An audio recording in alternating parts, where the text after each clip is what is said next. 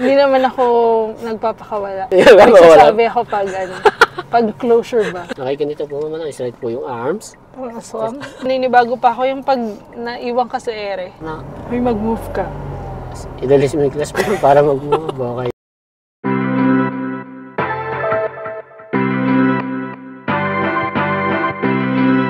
Since vacation ako ngayon dito sa Manila, ang dami kong time. Naisip ko, why not try to learn something new? Kasi yung mga ganitong knowledge mo, kakailanganin mo siya in the future. Like, kunyari, may mga emergency, tapos kailangan mo drive. Siyempre, maganda na knowledgeable ka. Tututo lang ako muna ngayon kasi passion pa tayo. Naman ako sa driving journey ko dito sa Smart Driving School. After kong magkaroon ng student permit, dito ka na pwedeng mag-undergo ng driving lesson. So, ayan, nag-apply lang ako dito sa Smart Driving School. 5,500 yung charge nila sa manual sedan. It's gonna be 4 days training, so 2 hours, 2 hours. But pwede ka rin naman mag-rush around 7,500, I think. And yung isa naman is yung automatic, which is they're charging higher, around 8,000 for automatic sedan, and if rush naman, it's around 10,000 pesos. Meron pala silang different branches around Manila. So, dito ako nag-enroll sa Mandaluyong. Pa-schedule lang ako dito sa Smart Driving School at meron na nga akong schedule. So, tinuruan mo na ako ng driving lesson dito. Mabait naman yung nagturo sa akin, as in tinuro niya from the scratch yung mga bagay-bagay. So, una, tinuro muna sa akin yung exterior, kung paano yung proper checking bago kayo umalis. Kailangan make sure mo i-check yung brake, kung tama ba yung measurement nung fluid natin para sa bike. Tinuro din yung kung paano gumamit ng mga hazard, lighting, and all. Meron yung iba, may sabon? Pasadya, o. Ano yung may tubig? Ganyan? Lagyan mo ng joy yung ano doon, yung kaya lagayan. paano yung tubig? Yun, steady mo lang siya, amap. Hindi. Ito. After nun, tinuro na sa akin yung kung paano gumamit ng car, and medyo technical pala yung manual compare sa automatic, so medyo nanibago ako. But first time ko kasi talagang humawak ng car. As in, kapag nasa bahay ako, hindi ako nakikialam, bala kayo dyan. So, first time ko, as in, wala akong knowledge. Mabait naman yung nagturo sa akin, as in, tinuro niya from the scratch yung mga bagay-bagay. Ako. Puyat ka gabi, no? Hindi. Aba natulog. Nag-bike ako ng alas 12. Alas 12 na madaling araw? Oo. Okay, puyat nga. Angat pa konti, ayaw? Yan, hanggang dyan lang. Hold ka lang dyan, maintain. Tuduli ko, pull doon sa left, pull, as in pull ko. Hold lang dyan si class, ha? So kapag medyo moving na siya, parang nagka-power na, let go na. Ngayon, let go na ba? Tapos na dapat. Let go na ako. Kanina pala. Hold si clutch, maintain, standby, ibig sabihin yan, dyan lang. Pag mabilis, i-down mo pa si clutch para bumagal. Pull turn liko, pull. Todo liko, pull. Yan. Let go na si clutch, ha? 1, 2, 2 second. 1, 2. 1 second ang ginawa mo, eh. Diba? And pull turn muna dito, ma'am, sa right. Todo, pull turn, mabilis. And straight, isa, dalawa. Okay. Ayun pala yun. And let go muna si clutch. Let go na si clutch. Okay, release mo na si brake. Observe ka sa ano mo dyan, meron. Hirap pala, no? Sige, i-let go mo na si clutch para mabilis. Yun. Binigla mo naman. Dapat dahan-dahan pa rin ang up. Pansinin mo yung so, dapat ba dalawa yung titingnan left and right, left and right. Pag lalapit doon, i-right mo siya. I-right mo siya pag lalapit dyan. Nalilito pala ako sa 1, 2, 3, 4, 5. Nagbabuffer pa yung utak ko. Okay, try ulit natin. Neutral. 1. Hindi to yun, eh. Di ba ganyan, pag sinabing gear to, itulak mo na lang yan, papunta sa'yo. Back na yan, to na agad. Natuto na akong mag-drive, and after nun, nag-undergo pa ako ng another 4 hours. Pinarush ko na siya kasi alis na ako. So, 4 hours yung kasunod kong training, and dito, na-familiarize na talaga ako. Pero nalibutan ko pa yung mga bagay-bagay, kaya inulit-ulit ni Kuya sa akin yung kung ano ba yung naturo sa akin ng previous instructor ko. It's my day 3 dito sa Smart Driving School. Bago ulit instructor ko, I think this is my 6 hour. I hope matapos siya ngayon. Hindi ko alam kung matapos because today it's gonna be 4 hour. Last time medyo na-late lang ako ng konti. Na-late ng konti pero lagi akong late. Ngayon medyo maaga tayo. Maganda ngayon, medyo makulimlim so wala masyadong sasakyan. Tsaka Sunday, so it's perfect day to drive. At pagkalabas mo dito, EDSA agad. Nakataas po yung hill po natin. Sige ma'am, try nyo nga ma'am. Press yung clutch. Excuse, okay, release po ng dahan-dahan. Okay, medyo nagigets ko na. Okay, very good. Ganun po Tapos ma'am, sa right foot naman natin. Okay, ganito po naman. Straight po yung arms. Swam. Para sa yan. Oo. Tama ba? Sige po, okay. Katapat niyo po yung pulso po natin sa steering wheel. Ano ma'am? Ito ba yung ano? Di ba medyo malayo po yung backrest niyo ma'am? May adjuster po tayo dyan sa left side. Igano ko? Ganun niyo po siya adjust. Okay, straight niyo po yung arms. Okay yan ma'am, medyo malapit po or sakto lang. Mas okay to. Ay, mas okay po, di ba? Kasi ito, hand over hand po. Tapos, yan, ganyan, very good. Okay, turn sa right. Sige ma'am, right yung pa po. Paano kung malalamang nasa straight na siya? Sige ma'am, pull niyo po muna sa right. Right po ma'am, right. Saan po may right ma'am? Okay, saan dyan nililigo ma'am? Dito na ako. Yeah, pull niyo po sa right. Sige ma'am, mabilis pull. Yung dalawa. Isa. Sige ma'am. Dalawa. Okay, very good. Ito yung naka-straight na daw ako. Yeah. Sige ma'am, kinakabahan. Sure. Kinakabahan din ako ma'am. Okay. Sige ma'am, go. Ano ba unang Hindi, wag po kayong kakabahan ma'am kasi may double brake naman po. I-let go ko na ng konti. Magagas ka muna ma'am. Tapos i-release mo ng dahan-dahan yung clutch. Ano ma'am? Okay. Para hindi dahan-dahan. Go. Ba't paano mo may reverse? Kasi ma'am, nasa uphill tayo. Okay. Nasa hanging situation tayo na. Excuse. Magagas ka muna. Hindi pa ako nagagas. Yes ma'am. Hold mo yung gas ma'am. Si clutch ko is super nakasagad. Yes ma'am. Habang nagagas ka ma'am, naka-clutch ka, di ba? Oo. Tapos habang ginagas mo, tapos naka-hold yung gas, release mo yung clutch mo ng dahan-dahan hanggang mag-move. Hold mo lang yun. Okay. Mama naman, totally na release. Gets. Sige. Pero si clutch is nakaganon pa siya. Yes ma'am, habang nagagas Habang ka nagagas ako ng 1.5. Sige ma'am, okay lang yan. Huwag ka matawa ma'am. Hello. Okay lang yan ma'am, start. Nawala yung gas mo ma'am. Wait lang, nakakakaba. Tsaka lang naman ako nagpapakawala. Yeah, Nagsasabi ako pag, pag closure ba. Takot kasi po. Sige ma'am, pag lumundag ma'am, ibig sabihin ma'am. Release yung clutch dahan-dahan. Very good. Hinto tayo dito ma'am sa may poste. Ano ma'am? Sige ma'am, forward ka pa. Touchdown. Break dahan-dahan. Okay, ganun pa yung pamapaginto. Ano ma'am? Kailangan medyo madiin yung dulo. Ano ma'am? Ano pala? Hindi naman pala yung super nung clutch. Kasi super takot akong iganon eh. Huwag ka matakot ma'am. Kasi hindi siya umandar pag di ko binibitaw. Yes ma'am. Basta wag mo lang bibitawan or release yung clutch mo ng mabilis. Kasi pag mabilis yung pag-release mo ng clutch, dulundag po siya. Or parang mag-jerk. Oo. Nangangalay po ba ma'am? Hindi naman. Iya sabihin. Huwag kayo mag-jogging bago mag-driving. Nag-jogging ako kanina eh. Sige. Nag-jogging ka po ma'am bago mag-driving? Ay, mangangalay ka lalo niyan Hindi ma'am. naman. Okay lang. Sige ma'am, go. Gas. Hindi, nakaano pa rin ba yung gas kahit i-release ko na Yes si ma'am, clutch? kailangan naka-hold. Kasi pag nila ma'am, tight mo ma'am. Okay, sige na tight. Okay, release mo mo dahan-dahan. Pag gumagana na yung tunog, nabigla mo ma'am yung clutch. Okay, pag tumapat yung mirror sa corner, turn sa right. ang bilis ko. Huwag ka muna magagas. Uy, kuya, ang Okay, bilis sige ko. ma'am, medyo mabalik. Hindi ako nagagas. Yes ma'am, clutch down. Clutch down ka po. Kung mo release Wait, yung clutch hindi mo ako, kasi, ma'am, nagre-release pala ako ng clutch. Kaya pala. Yes ma'am, medyo mabilis kasi release mo ng clutch, kaya Oo. bumibilis yung clutch. Kinabahan ako. Sabi ko, parang hindi naman ako nagagas. Yes ma'am, lang yan. Okay lang. Kalma lang, Tiger. Dito ko muna sa pinaka-right lane kasi meron ko sa lugar. Forward ka ng konti. Hindi ako naggas, Sige kuya. na, magas ka. Gas habang nire-release yung Ay, clutch. kuya, wait lang. Sige ma'am. Magagas muna habang nag-release ng clutch para mag-move yung para na. May mag-move ka. I-release mo yung clutch mo para mag-move. Okay yan, ganyan. Very good. Hello. May kaliwa Okay, tara mo. Ba't Sige, ako ma'am. lumilingon? Yes ma'am, para mo makita mo may incoming kung mabilis kung sa kaliwa mo, di ba? Tapos Dito pag na- nakaganyan, babalik ko na sa ano. Yes ma'am, punta kayo straight na yung car. Sige ma'am, gas. Release yung clutch. Pag pala dito, hindi ka sa side mirror titingin, no? Dito ka talaga titingin. Shucks, Same, ma'am. nakalabas na ako. Excuse me. Nasaan tayo ngayon? Nasa Bonnie Ave na agad Okay. kami. Ay, dito pala tayo ma'am sa tunnel, ano? Oo. Tama ba? Yes ma'am, excuse lang po Okay, ito mo sa right. Check mo yung kaliwa mo, ano? Hold. Kuya, saan tayo? Dito Baba? sa tunnel, sa tunnel. Okay, shucks, magtatunnel na tayo. Binay ko yan. Straight. Bakit Dito mas sa- kinakabahan dito ako sa right ngayon? lane. Sige ma'am, huwag kang kabahan ma'am. May double brake po ako dito ma'am. May ilaw na yan?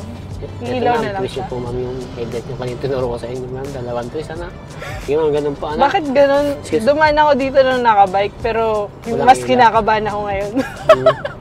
Kasi ma'am, parang ano eh. First time kasi. Iba po kasi ma'am pagsasakyan dito sa tunnel. Oo, nasa tunnel agad tayo. Medyo madilim pa dito, ma'am, di ba? So pag hindi ka nag-ilaw dito, patay ka. I mean, wala kang makikita, no?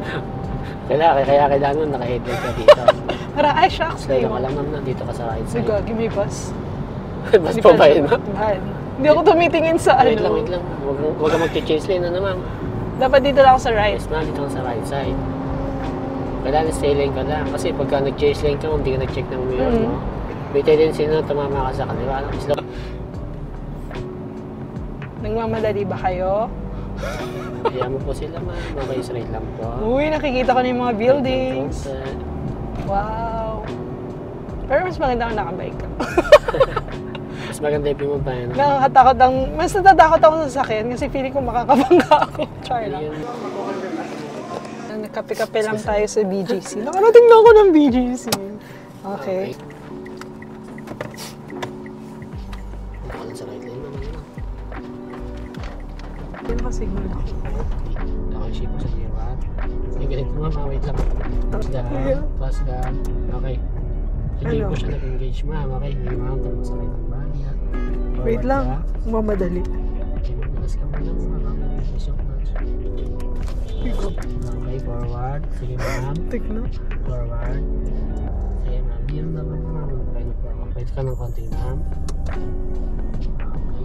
Noong una medyo nakabahan ako and then yun nga, umikot na kami ng BGC, nakakagulat na oh my God, first time kong makapag-drive tapos dito agad sa BGC. And okay din na nagtuto muna ako sa city kasi I think if nagtuto ako sa province, medyo mahirap yung adjustment. Super maninibago ako pag nag-drive ako sa province since palagi ako nasa province and sobrang bihira naman ako sa city. It's a good thing na knowledgeable tayo sa mga traffic, especially also as a biker. Dalawang ikot nga, no? Mag-U-turn ka ma'am, nakapag-U-turn ka. Naka-ano ba ako? Hindi pa, bes. Stop. Sa right Hindi lane pa ako naman. nag-U-turn. Right? Hindi pa ma'am. Reverse lang. Yes ma'am, ngayon mag-U-turn. May left signal ka ma'am. Char lang. Okay. Lagyan mo na ako nag-U-turn pag nakabike. Bago tayo mag-U-turn ma'am, pupul U-turn ma'am. Girl, bawal mag-panic, girl. Sa left ma'am, signal sa left. Wag mo munang ibabalik yung steering wheel. Ano ma'am, kasi lilikong po tayo na pag ano. Antayin ko lang tong puti. Okay ma'am. Excuse. Di baling mabot ang 3 kasi ma'am medyo pataas yung kalsada. Sige ma'am, go. Hold mo lang yung gas. Ganyan lang po. Huwag mong babalik muna ma'am. Wait lang po. Pag straight yung car, ano na. Saka mo babalik sa right na. Okay. Okay.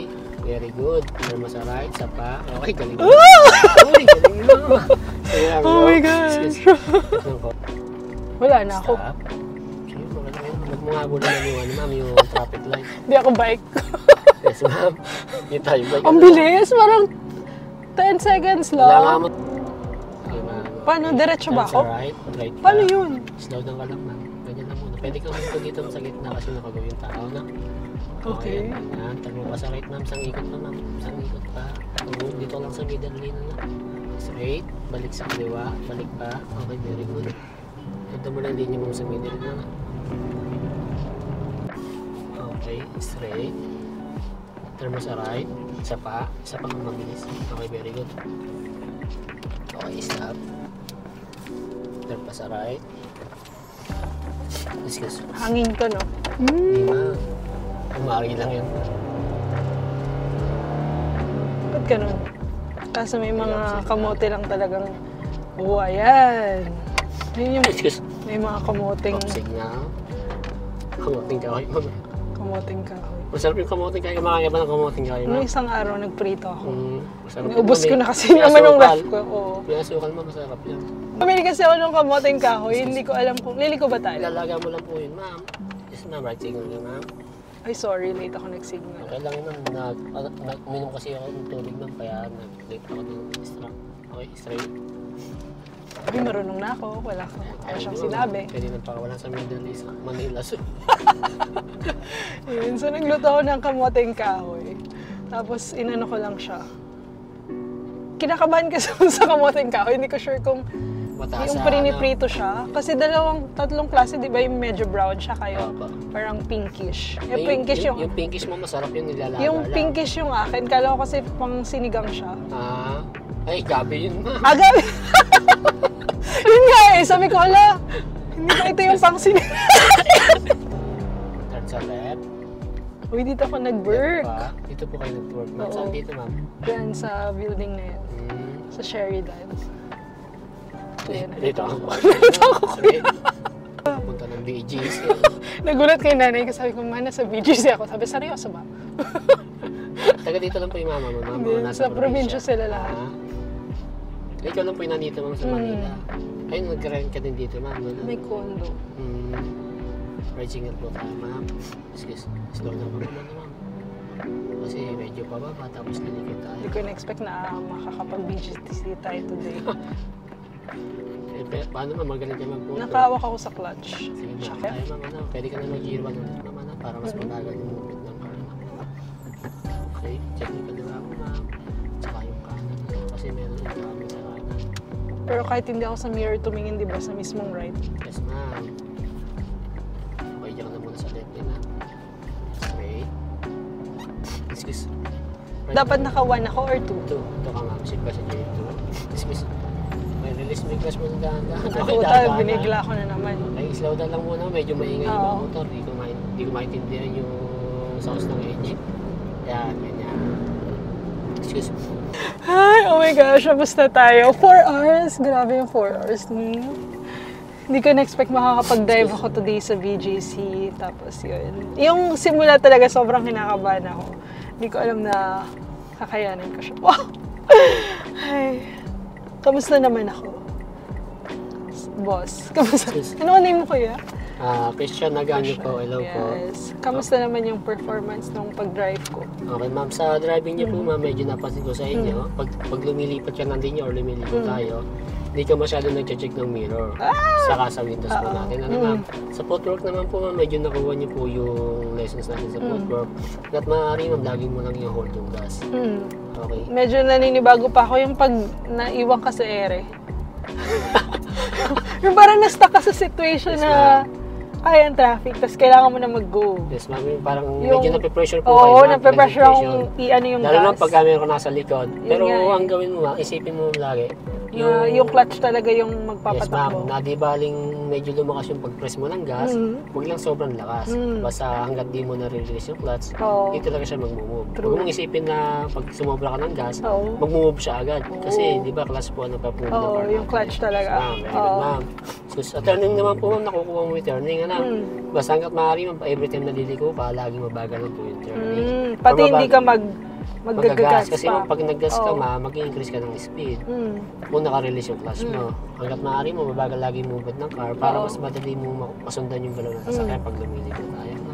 Kailangan lang talaga ng Okay. ano, Basta- muscle memory, practice and practice until masanay ka na. Practice makes perfect. Perfect. Kasi kahit 8 hours, parang kailangan mo pa rin talagang mag-practice Yes, ma'am. more para mas masanay ka. Yes, po. Yeah. Sa mga susunod na kabanata, baka Benguet ride. Sino sasama sa Benguet? Kasi wala akong car. Baka naman may mag-sponsor siya.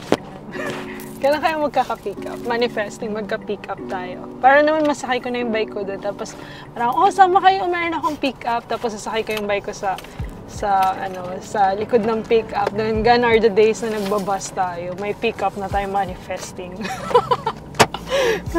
Excuse. Yun, thank you so much kay Kuya Sir, Christian po. for guiding me, for teaching me, and yeah, smart driving school, very smooth ang lahat. Yun, Smooth also. so excited for my driving journey. I don't have plans yet. Maybe someday. I just got an invite soon. Maybe I will. I don't know. Pero if may mag-sponsor naman na sasakyan, why not, diba? Baka simulan na natin yung van life journey natin. So, abangan nyo na ang susunod na kabanata. Magsasawa pa kayo sa mukha ko dahil makikita nyo pa ako. May emergency. I don't know if mag-start na siya. Ang mahalaga may license na tayo para pag pumunta tayo sa mga ibang lugar, especially that I'm planning to apply for international driving license. At least, kompleto na tayo sa requirements. Hindi na ako mahirapan. Kapag mag-rent ako ng motor or mag-rent ako ng sasakyan, knowledgeable na ako. yeah, it's not just for leisure. It's also for you to have additional knowledge, to learn something new. Kasi yun talaga yung gusto ko, like, if I'm not knowledgeable to a certain thing, I wanna learn something new. It's a long journey. Kakarating ko lang.